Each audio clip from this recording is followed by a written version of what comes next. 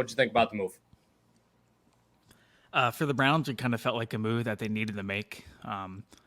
They were really trying to hold out for a super high pick, and I think whenever you looked around the league, teams knew that eventually they would have to part with them one way or another, and to try to get a high pick for a guy is not going to go back to the team.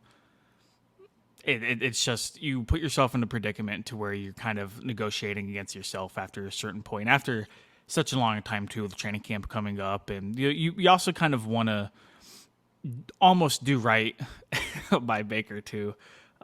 Is like, where does that sound given everything that they had done to / with him in the offseason? But I don't know. I don't think it's a bad trade for the Panthers at all, given the upside of Baker Mayfield that has kind of been seen in flashes throughout his time in Cleveland. I mean, as much as we rag on the Browns, I mean, Baker did very much so help turn that franchise around, along with a very competent front office, a very offensive, young, forward-thinking head coach, and basically a very, very well-rounded roster all around that.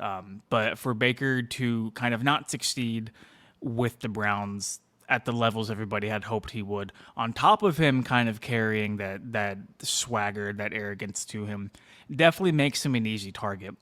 I do wonder if there will be some Steeler fans that find themselves rooting for Baker Mayfield now that he is out of Cleveland.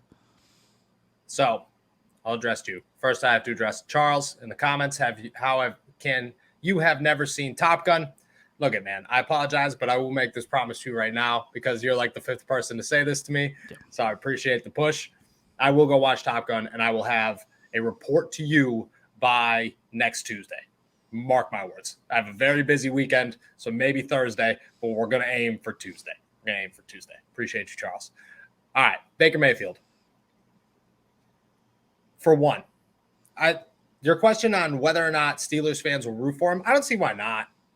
I don't think Baker Mayfield ever had a real negative rapport with the Steelers fans. I think that everybody in Cleveland does, but I don't know if it's you know what I mean? There's been some really nasty Browns players. Really nasty. For sure. Would you say Baker's one of them? Would you say Baker's one of those guys that just that's what I mean. There's never been I've felt the rivalry, but I'm trying to think of a name. Ray Lewis, Ed Reed. If those guys went to another team, you're not rooting for them if you're a Steelers fan, no matter what. There's a respect there, but you're not rooting for them. Who was the dude, the Cincinnati linebacker a couple of years ago? He was another one. But then there was guys. Vontaze Burfict.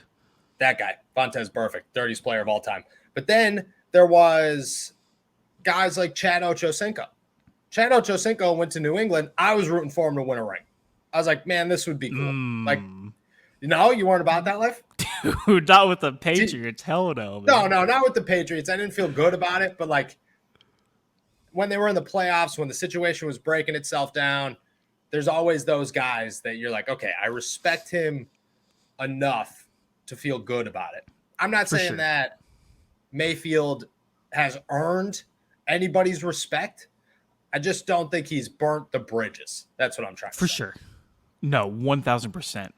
I like to use Joey Porter as kind of like a measuring stick to where Browns players should be. If Joey Porter would have punched you pregame, then you're probably not very well respected or established. Do you remember whenever he did that?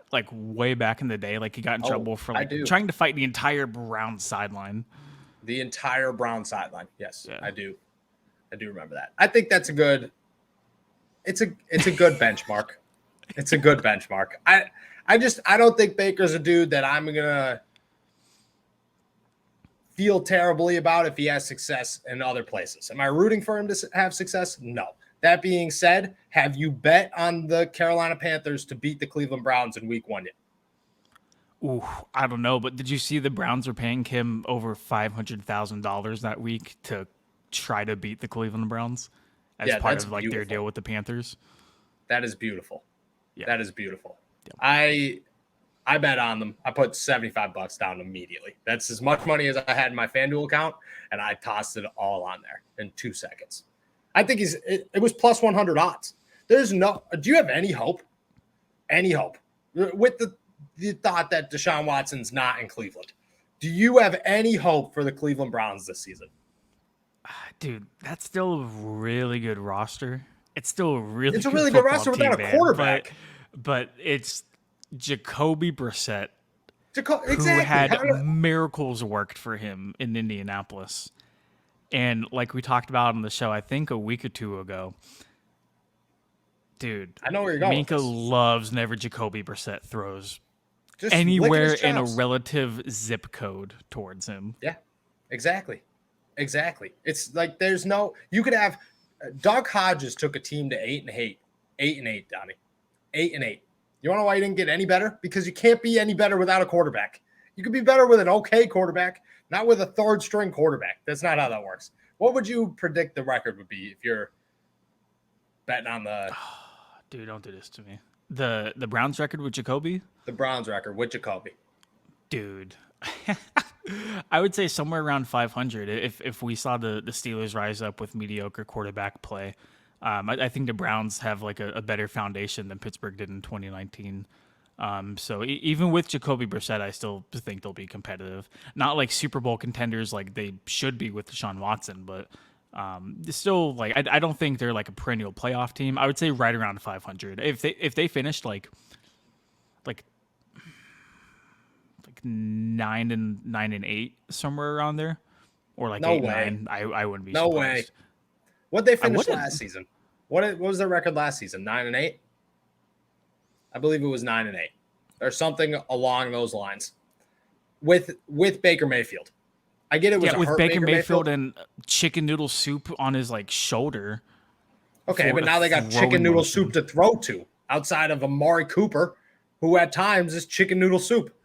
Well, they did have somebody to throw to, but then he Baker like the wasn't good, but situation, and then it doesn't and then matter. his dad made cut ups on YouTube. If the when they argument traded him. is Baker's better than Jacoby Brissett at the end of the day, no matter what way Oh, you try dude, to 1,000%. But that's what I'm saying. Now you don't have Baker and you have nobody to throw the football to. I mean, I could blitz you. I could run blitz you 45 times a game. I don't even have to think about that. There's Nick Chubb and Kareem Hunt. Now you're just hoping that the other team doesn't score a touchdown and you win games. I'm going to say 6 games max. 6 games max, the Browns win. But see, like that also wouldn't surprise me at all. Like I know we talked about the Steelers kind of being this great big question mark whenever it comes to the 2022 season and what we should or shouldn't expect. I think the Browns are kind of in the same position right now because like if they were thought to be Super Bowl contenders before they got Deshaun Watson, sure, like Deshaun's probably not going to play this year. I don't think Jacoby Brissett can take them super far. They still have a really good football team, man, and really good football teams still find ways to win. I'm not saying they're going to be like this number one seed in the AFC. I'm not saying they're going to go on this crazy playoff run. I'm just saying like right around 500 is probably reasonable. It is probably reasonable. It is probably reasonable. But like the meme I sent you earlier this morning. But I'm telling you, the Browns be the Browns, my friend. Browns be the Browns. The Browns be the Browns. It's never going to change. All right, before we move on, they got a 5th-round pick, could go into a 4th-round pick if Baker plays 70% of the snaps. You got to expect that to happen. Sam Darnold's terrible.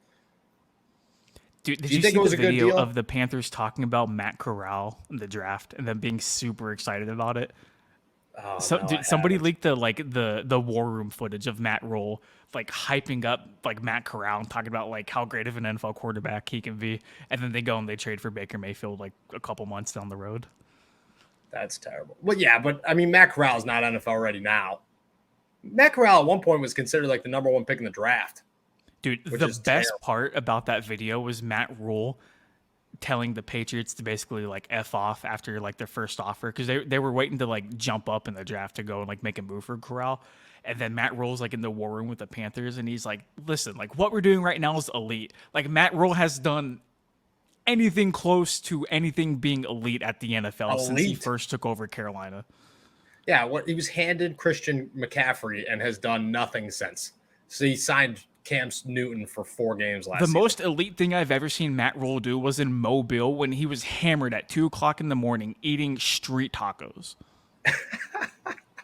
I wasn't there for that. But yeah, I also Yeah, got it's a true. lot of respect for him for doing that too, by the way. So, You're hammered eating street tacos at 2 a.m. Shout out you. You're living a good oh, life. dude. Living a good life.